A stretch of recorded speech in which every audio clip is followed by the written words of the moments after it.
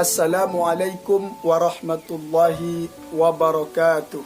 Kaum biakku, kaum muslimin wal muslimat yang dirahmati Allah, bahwa dalam kita berpuasa, dok Nabi, lot kalak yang berpuasa ini, ia orang akan mendapatkan kade pura dari puasana, kecuali hanya ia merasakan lehe, bahkan merasakan mongas.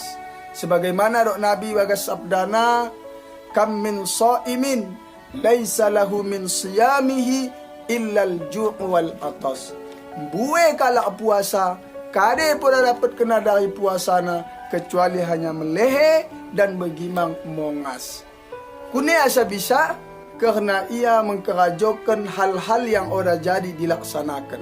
Khamsatu asya'a tuhbitu saum, al-kazibu wal ghibatu wan namimatu wal yaminul ghamusu wan nazru bisyahwati. 5 perkara mula kita kerajokan batal pahala puasa ta, hilang kare porane gunana, kare porane kita dapat dari puasa ta ini.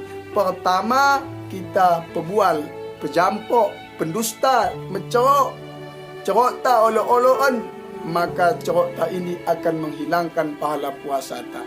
Yang kedua, mencakapi kalak, menceroi kalak, sehingga apabila dengkoh na cerok ta ini sakit atena atau orang yang suka megekan cerok ta ini. Kemudian mensumpah dengan sumpah yang ora benar, sumpah yang dusta.